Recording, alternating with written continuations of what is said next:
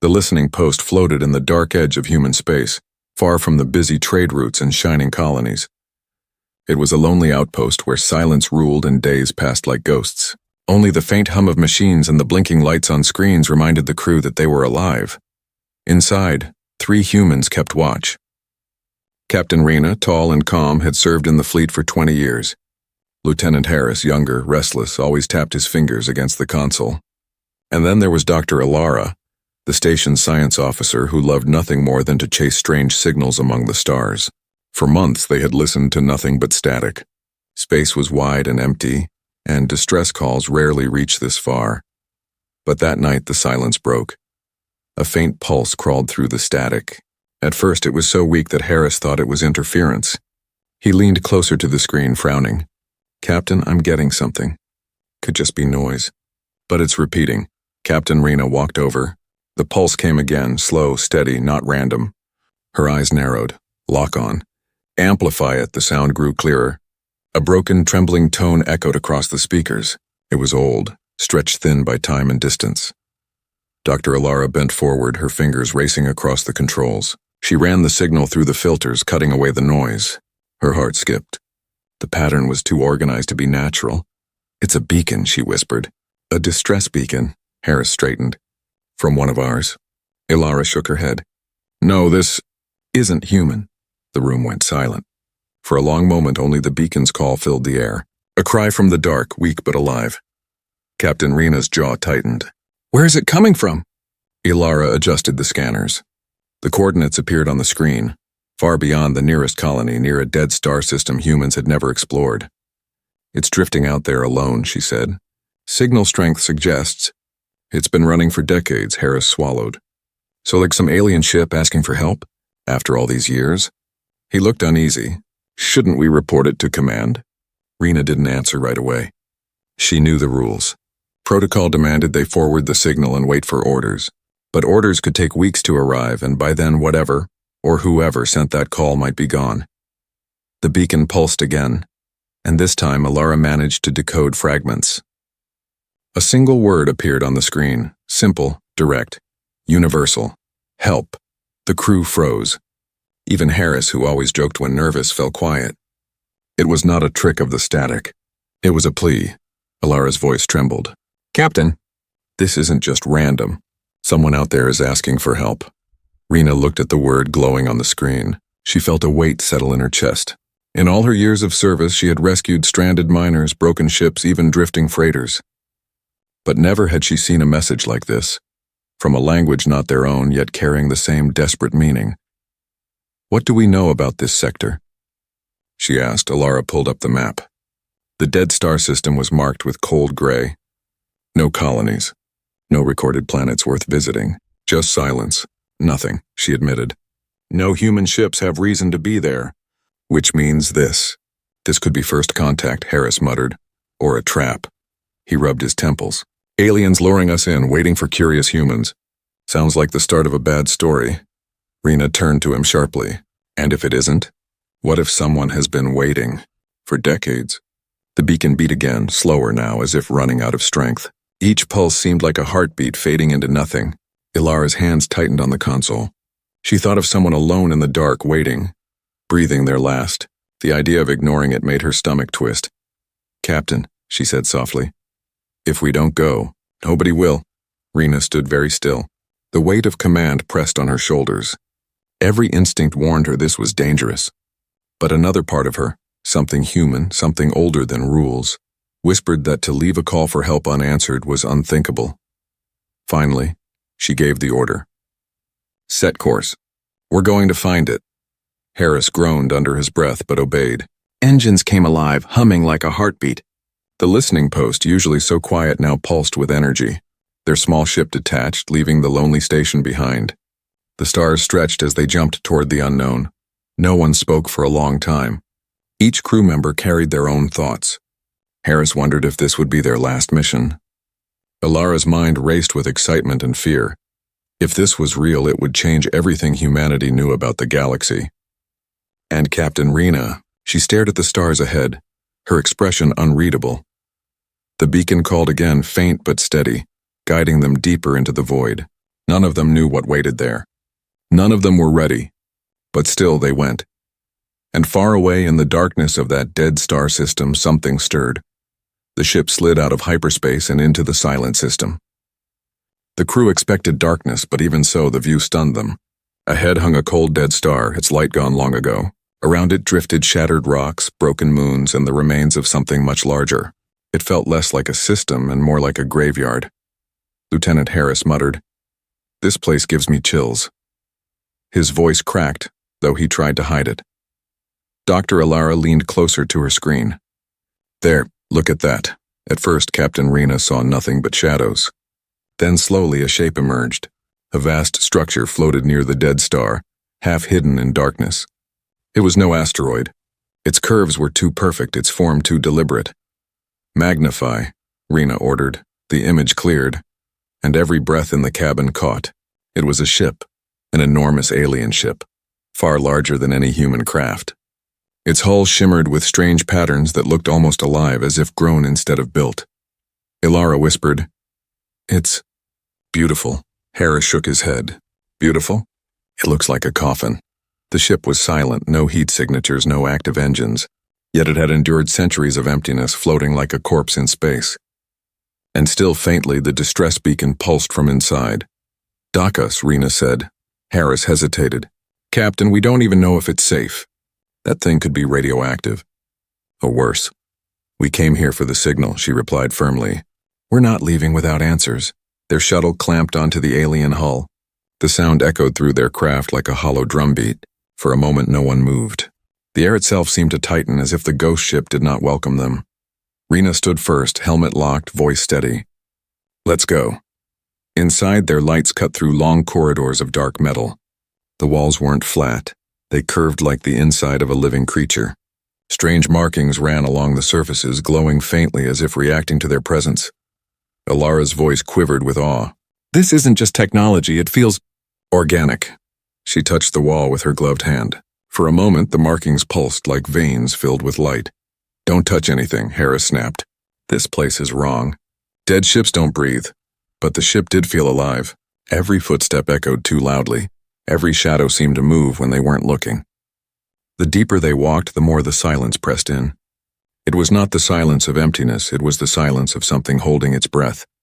Then, it happened. The beacon activated. A sudden tone rang through the corridors, the same pulse they had followed across space. But here inside the ship, it was deafening.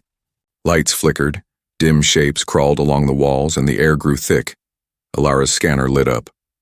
"Signal source is close, just down this passage." They hurried, boots thudding against the strange floor. Harris's nerves showed in every glance over his shoulder. He swore he saw shadows moving just behind them, though when he turned, the hallway was empty. Finally, they reached a chamber. At its center stood a pod, transparent, covered with frost. The beacon signal pulsed directly from it. Rena stepped closer. Through the ice, a small shape was visible. Not a machine. Not a weapon, a child, Ilara gasped. "It's alive." The creature inside was small, fragile, with skin pale as starlight. Tubes ran along its chest and its breath came shallow, uneven.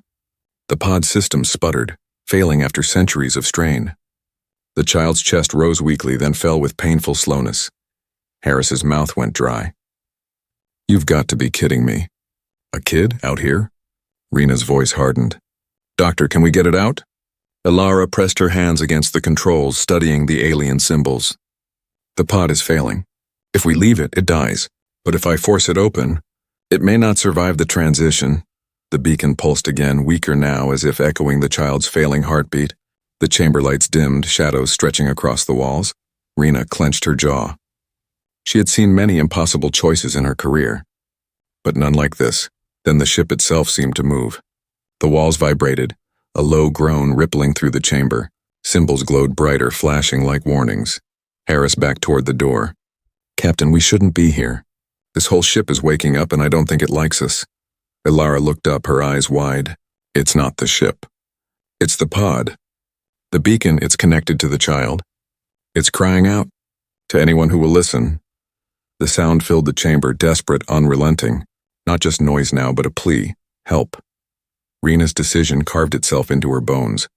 Rules, fear, unknown danger, none of it mattered. She could not walk away. "Prepare for extraction," she ordered. "We're taking it with us." Alara's hands flew across the console. The pod hissed, frost melting as ancient seals released. The chamber filled with steam. The child's eyes fluttered open, glowing faintly in the dim light. For a single breathless moment, it looked directly at Rena. And then the ship roared. The walls shook. Lights blazed to life. The ghost ship, silent for centuries, was awake. The pod hissed open, releasing a cloud of cold vapor into the chamber. The crew stepped back, weapons half raised, unsure of what would emerge. The frost cleared slowly, like curtains parting on a hidden stage. Inside lay the child. Small, fragile, barely moving. Its skin was pale with a faint shimmer, almost translucent. Thin veins glowed softly beneath the surface, pulsing with weak light. The child's chest lifted in shallow breaths, but each one sounded like a struggle, a fight against the air itself. Dr. Alara was the first to move. She dropped her scanner and rushed forward, kneeling beside the pod. Her gloved hands trembled as she checked the readings. "Captain, its lungs, they're failing. The air isn't right for it." Rena stepped closer, her eyes fixed on the small alien. "Can it survive?" Ilara bit her lip. "Maybe. But not for long. We'd have to stabilize it, quickly." Lieutenant Harris shook his head, his voice sharp with fear. "We shouldn't even be touching it. For all we know, this is against every galactic law out there. You've heard the stories. Interfering with alien species can get you executed." The chamber groaned again, the walls pulsing with strange light as if the ship itself responded to the child's weakness. Rena ignored Harris and kept her gaze on Alara. "Doctor, if we don't help it?" Alara looked up, her voice heavy with dread. "It dies." Silence followed. The only sound was the child's faint, rattling breath. The distress beacon pulsed one last time, weak and fading, as if begging them for mercy. Rena's jaw tightened. She felt the weight of the moment settle on her like iron. They had crossed half the galaxy to answer this call. To walk away now, to watch a child die before their eyes, was something her soul could not allow. "Prepare it for transfer," she said. Harris snapped. "Captain, think. If the Galactic enforcers find out, they'll come for us. This isn't our fight." Rena turned on him, her eyes like steel. "A child struggling for breath is everyone's fight." The crew worked quickly. Alara activated a portable life support module, attaching tubes and filters, trying to create a pocket of stable air. The child's body trembled as they lifted it from the pod. Its eyes fluttered open, revealing orbs of deep silver light, shimmering like liquid stars. For a moment, those eyes met Rena's. Not fear, not anger, just trust. Harris looked away, muttering under his breath, "This is a mistake. A big one." They carried the child through the corridors of the alien ship. The walls glowed brighter with every step, the ship reacting to its young passenger. It felt like walking through the veins of a living creature, the pulse of light guiding them toward the exit. But as they neared their shuttle, the atmosphere grew heavier. The air pressed down on them and strange whispers filled the hall, echoes in a language they did not understand. Harris gripped his weapon tightly, sweat running down his brow inside the helmet. "Captain," he whispered, "this place doesn't want us to leave." Rena didn't answer. She tightened her hold on the child, who wheezed softly against her armor. They pushed through the pressure until finally the shuttle's airlock closed behind them. Back aboard their ship, the crew laid the child gently on a medical bed. Ilara worked fast, attaching monitors, adjusting oxygen levels, trying to design an atmosphere the alien lungs could handle. The child coughed, a sound both weak and heartbreaking. Rena stood at the foot of the bed, watching. She was no scientist, but she had seen soldiers fight for their lives, clinging to breath the way this child did now. And she knew one truth: survival demanded help. Harris paced the room, his nerves fraying. "You don't understand, Captain. If this kid belongs to some powerful race, then saving it puts us in the crosshairs. What if it's dangerous? What if this is exactly what we weren't supposed to do? Ilara snapped without looking up. Dangerous or not, it's alive. That's enough. The child stirred, its glowing eyes flicking open once more. This time its lips moved. A faint sound escaped, soft, broken, but clear enough. Huh. Man. The crew froze. Harris stumbled back in shock. Ilara gasped, nearly dropping her instruments. Rena leaned closer, her voice calm but firm. You know us? The child coughed again, too weak to answer. Its chest rose and fell with painful effort, but that single word hung in the air like a spark in the dark. It recognized them. Hours passed. Intense silence as Ilara built a crude filtration system, feeding it with scraps of tech from the ship.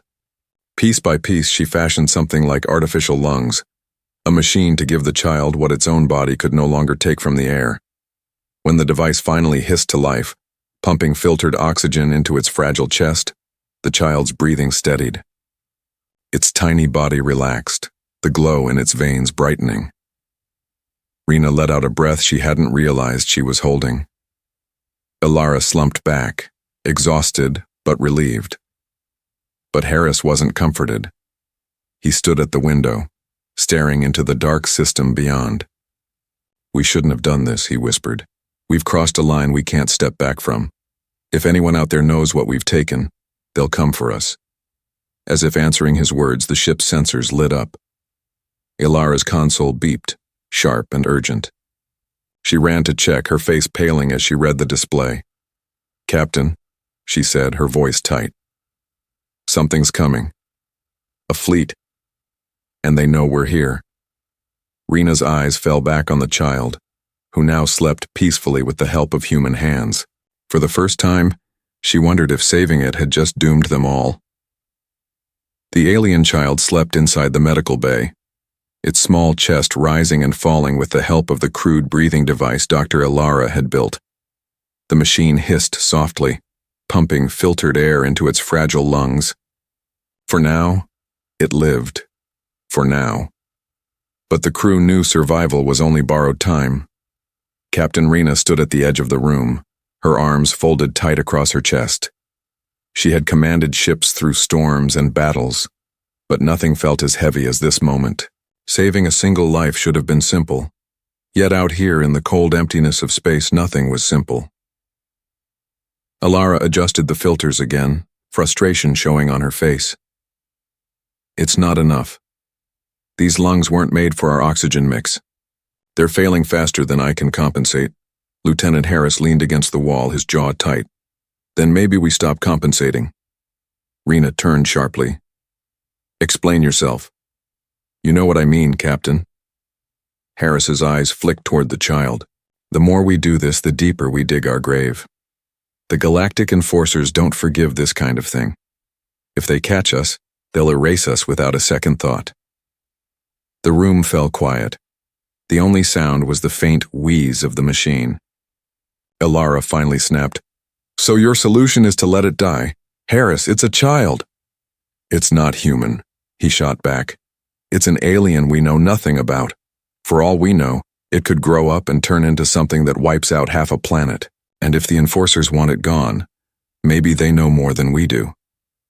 Rena's voice cut through their argument like a blade. Enough. This is not a debate about species or laws. This is about whether we answer a call for help, or turn our backs like cowards. Harris's face flushed with anger, but he didn't argue further. Ilara pulled a tablet from her pack and began sketching designs. Her eyes burned with determination. We can do more than just filters. We can build something that works with its biology. An artificial lung system, portable, adaptable. Harris groaned.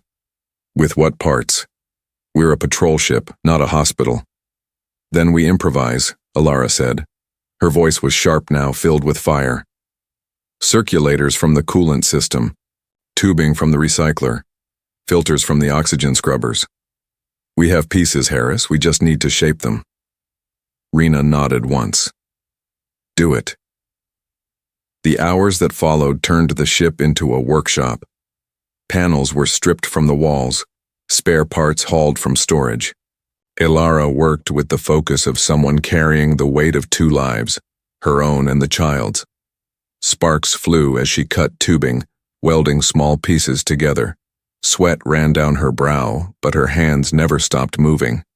Harris reluctantly joined in, grumbling the whole time, but his skill with mechanical systems proved vital. He bent pipes, recalibrated circuits, and even designed a backup power loop. His fear was real, but so was his talent. Rena oversaw them, steady as stone, offering a hand when needed, and watching the child with silent resolve. Each time its breathing stuttered, her chest tightened. Each time the machine hissed back to life, she exhaled slowly. The ship itself seemed to resist them. Warning lights flickered across consoles. Strange symbols appeared on the navigation screen, scrolling faster than they could translate. Ilara frowned at them once. It's almost like the alien ship is still speaking to us, or warning us. No one answered. They worked in silence, the hum of the tools and the weak breathing of the child the only rhythm. Finally, after endless hours, the device was ready. A small frame curved like ribs with tubes that pulsed softly, imitating breath. It wasn't beautiful, it was rough, patched, human-made. But it was alive in its own way. Ilara attached it carefully, her hands shaking. The child gasped once, its chest heaving. For a terrifying second, the monitors flatlined. Then slowly, the glow returned to its veins. The new lungs hissed and pumped, drawing the right balance of gases.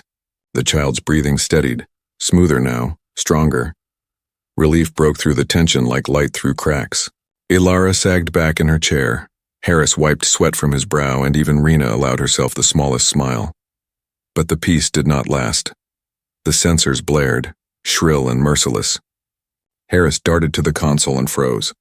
His face drained of color. "Captain, we've got incoming." "How many?" Rena asked. "Dozens, maybe more. They're fast, heavily armed. And their signal," his voice cracked. "It's the Enforcers." The words hit the room like a blade. The Galactic Enforcers. Enforcers of ancient laws feared across the stars. They kept order not with compassion but with power, and their judgment was swift. Ilara's heart sank. "They know," she whispered. "They know we took the child." Harris slammed a fist against the console. "I told you this would happen. We're not saviors, we're targets now." Rena stepped closer to the window, staring into the endless dark where enemy ships approached like wolves. She did not flinch, her voice was low, steady, unshakable. "Then let them come." Behind her, the alien child stirred in its sleep, the hiss of its artificial lungs steady and strong. For the first time since they found it, it looked peaceful. The humans had given it breath. And now they would have to fight for it. The warning sirens echoed through the human ship as the fleet appeared on the long-range scanners. Dozens of vessels slipped out of the void, sleek and cold, each carrying the same mark, an emblem of authority feared across the stars. The Galactic Enforcers had arrived. Lieutenant Harris stared at the screen in horror. "That's not a patrol. That's a hunting pack." Dr. Ilara's face went pale. "They're here for the child." Captain Rena stood at the center of the bridge, her eyes fixed on the growing formation. Calm, unshaken, though the weight of their presence pressed down like a storm. She knew what the Enforcers meant. They were not negotiators. They were executioners of law. The comms crackled to life. A voice, deep and commanding, filled the ship. It carried no emotion, only authority. "Human vessel, you have taken something forbidden. The child does not belong to you. Surrender it immediately. If you refuse, you will be destroyed." The words sank like ice into the crew. Harris gripped his console so tightly his knuckles whitened. "We don't stand a chance, Captain." "That's a fleet." "One volley and we're ash." Ilara looked at Rena, desperation in her eyes. "If we hand the child over, they'll leave us alone." Rena's gaze shifted to the medbay screen where the alien child lay sleeping, its breathing steadied by the artificial lungs they had built. For the first time, its face looked calm, no longer twisted by pain, a fragile life depending entirely on them. She closed her eyes for a moment, then spoke. "No." Harris spun toward her. "No? Captain, you're condemning us." Rena's voice was steady, iron hidden beneath calm. "We didn't cross the stars to let a child die in front of us. We built it breath. We gave it life. I will not give it to executioners. The comm crackled again, harsher this time. This is your final warning. The law is not yours to question. Surrender the forbidden one or be erased. Tension crackled across the bridge. The enforcers had given them minutes, maybe less. Every choice was sharp, every outcome bloody. Alara's hands trembled as she whispered, "Why would saving a child be forbidden? What law condemns mercy?" Harris snapped, "The kind written by powers far older than us. The galaxy isn't about fairness, it's about control." Rena's eyes hardened. Then maybe it's time someone challenged that control. The enforcer fleet spread into formation, their weapons glowing with deadly light. It was a spectacle of power, designed to terrify, to remind smaller species of their place. But the human crew did not bow. Instead, Rena opened the comm. Her voice rang across the stars, calm but unyielding. "This is Captain Rena of the human vessel Resolute. We received a distress call. We answered it, and we saved a life. If that breaks your law, then your law is wrong." The silence that followed was heavier than any threat.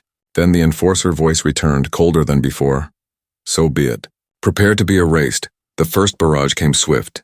Blazing streaks of energy tore across the void, slamming against the Resolute's shields. The ship shuddered, alarm screaming, panels sparking. Harris cursed as he struggled to stabilize power. "They're testing us," he shouted. "They're holding back. Next round, they'll cut us in half." Alara clutched the console, fear burning in her chest. "We can't survive this, Captain." "Not against them." Rena's voice cut through the chaos. "Then we don't play their game." "We fight ours," she barked orders, and the crew scrambled. Harris rerouted power to shields. Alara hacked into the navigation system to mask their movements.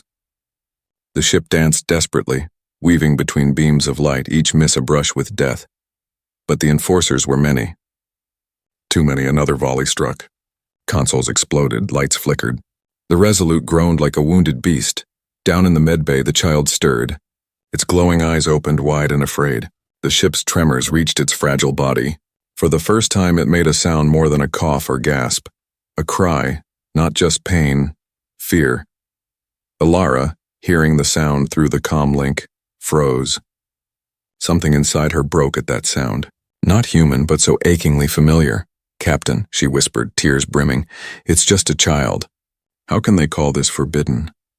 Rena's jaw tightened. Her hands curled into fists. And then her answer came, sharp and final. "They call it forbidden. I call it innocent."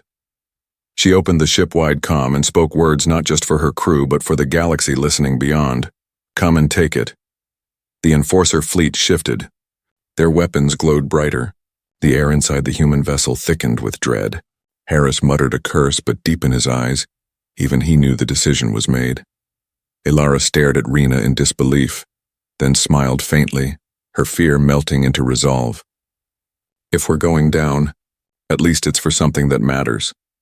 The child's glowing eyes blinked slowly in the med bay, its breath steady, its tiny hand curled against the sheets. Outside, the void burned with approaching fire. Humanity had chosen, and the galaxy would never forget it. The first enforcer volley struck the Resolute like a hammer, shaking the ship from end to end.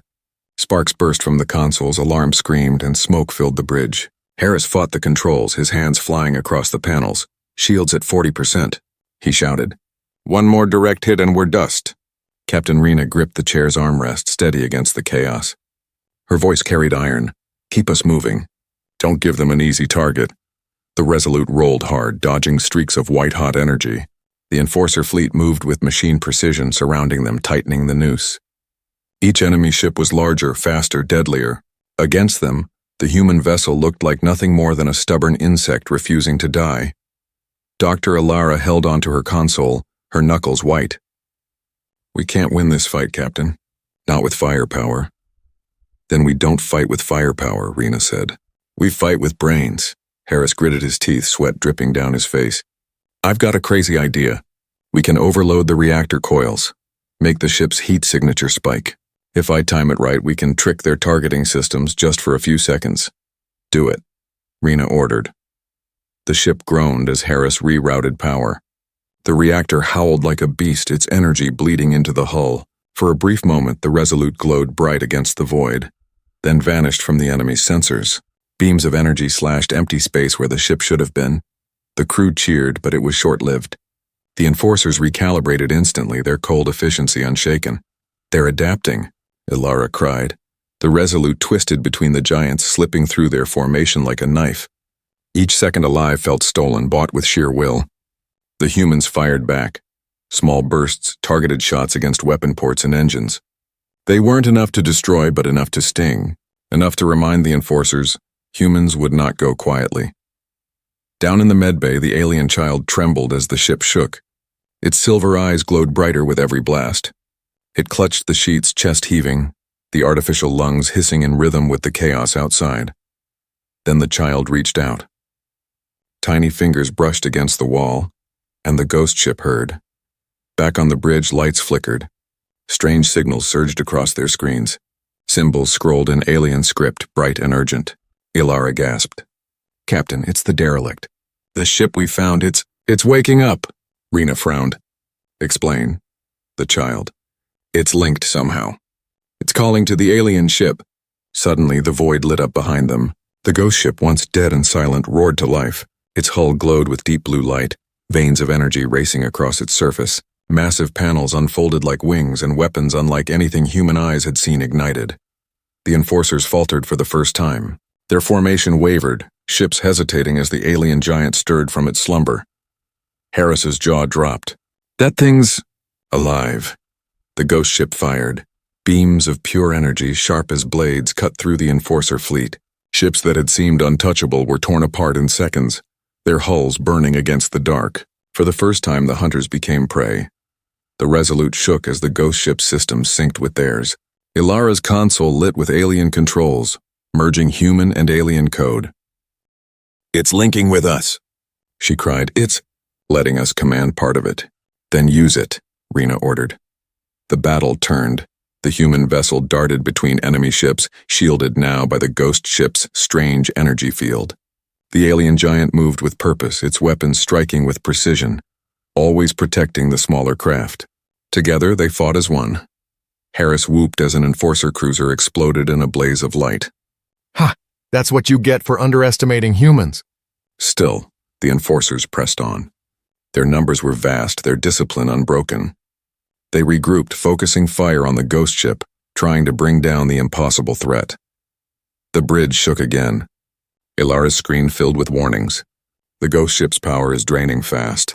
It's been dead for centuries, it can't hold out forever." Rena's gaze hardened. "Then we make it count." In the medbay, the child's eyes blazed with silver light. Its small hands pressed harder against the wall as though pouring its very soul into the vessel. The ghost ship answered, its weapons glowing brighter, its movements sharper. The humans could feel it, not just machinery, but a bond. The child wasn't just a survivor. It was the heart of the ship. Ilara's voice shook with awe. "It's not a weapon. It's family." The ship was built to protect it. The final wave came. Enforcer ships closed in from all sides, their combined firepower enough to erase both vessels. The void burned white with their weapons. Rena stood tall, her voice cutting through the fear. "All power to weapons. Aim for their command ship. If we fall, we take their leader with us." Harris swallowed hard, his fingers flying across the controls. Ilara locked the alien systems with human targeting. The Resolute and the ghost ship roared together. Human will and alien legacy united. The enemy fleet fired. The humans fired back, and the stars themselves seemed to shatter with the clash. The stars burned with the wreckage of war. Where once the enforcer fleet had stood in flawless formation, now debris drifted, shattered hulls glowing red, fragments tumbling silently into the void. A few enforcer ships remained, scattered and broken, retreating into the darkness. For the first time in living memory, the law had bent. The Resolute floated beside the ghost ship, both vessels scarred but alive. Fires hissed behind sealed bulkheads, shields flickered weakly, and the ship groaned as if tired from battle. Yet against all odds, they had survived. On the bridge, silence reigned. Harris slumped in his chair, his hands trembling. Ilara stared blankly at her console, exhaustion etched into her face. Captain Rena stood tall, her uniform torn, her face streaked with soot, but her eyes burned with quiet triumph. Against a galaxy's decree, they had chosen life. Down in the medbay, the alien child stirred. The artificial lungs hissed softly, still working, though patched with quick repairs after the fight. Its silver eyes blinked open, glowing brighter than before. It looked around, weak but aware, until its gaze found Captain Rena. She had come down from the bridge, standing beside the bed with silent watch. For a long moment, neither moved. Then slowly the child reached out a trembling hand. Rena took it. The small fingers curled around hers, fragile yet warm. And then in a voice soft and broken, the child spoke. Meant protect me? The words cut deeper than any weapon. Rena's throat tightened, but she forced her voice steady. Always. Later on the bridge, Alara monitored the scans. The remaining enforcer ships are pulling back, but... She hesitated, her eyes heavy with dread. But what? Harris asked. They'll send more. The law doesn't forgive defiance. We didn't just break a rule, we shattered their authority. Word will spread across the galaxy. Every system will know humans saved what others call forbidden, Harris muttered. And they'll come for us. Harder. Stronger. Rena looked out at the drifting wreckage. Then let them. We didn't choose this fight, but we chose what was right. That choice will echo. The ghost ship loomed beside them, its once dead hull glowing faintly. It had gone quiet again, yet not lifeless. The child's bond with it was clear now. It had awakened to defend its young. Perhaps, Rena thought, it would awaken again if needed. Alara walked to the captain's side. Do you realize what we've done? Humanity is young, small, barely noticed by the great powers. But today, we stood against the law itself. And we won. Rena's expression was firm, but her voice carried a rare softness. We didn't win a war. We saved one life. That's all. That's everything. Hours passed. The ship limped forward, engines weak but steady. The child remained stable, sleeping peacefully at last. The crew rotated shifts, patching systems, watching the stars with wary eyes. In those quiet hours, questions filled their minds. Who was this child? Why was it forbidden? Why had an entire fleet been sent to erase it? And deeper still, what did it mean for humanity to stand in defiance? When the child woke again, it sat up slowly, silver eyes wide as it looked at each of them. Its voice was still broken but clearer now. Why? Save me? Alara knelt beside the bed, her smile gentle. Because you asked for help. Because that's what we do. The child tilted its head, confused but thoughtful. Others? Not help, others. Fear, Rena answered, her tone steady. We are not others. The words hung heavy in the room, a simple truth carved in stone. Soon after, the long-range comm picked up faint transmissions.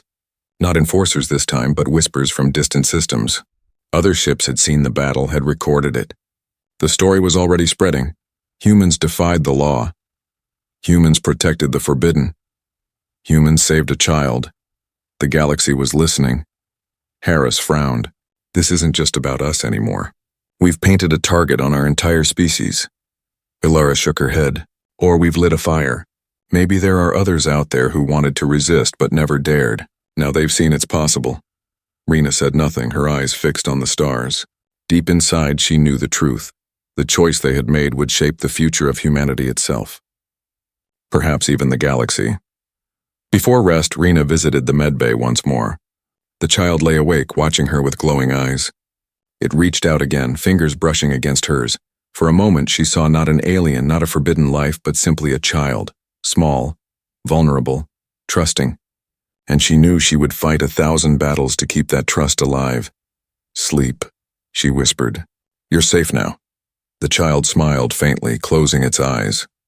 Far beyond the ruined system, the Enforcer Command watched the battle recordings. Cold voices debated in shadowed chambers. To them, humanity was now a problem. An unpredictable species that dared to break the oldest law. But to others, hidden across the stars, the recordings carried something else. Not fear. Not law. Hope. The Resolute limped forward side by side with the ghost ship, carrying one fragile life that had changed everything. The galaxy would not forgive them, but humanity no longer cared.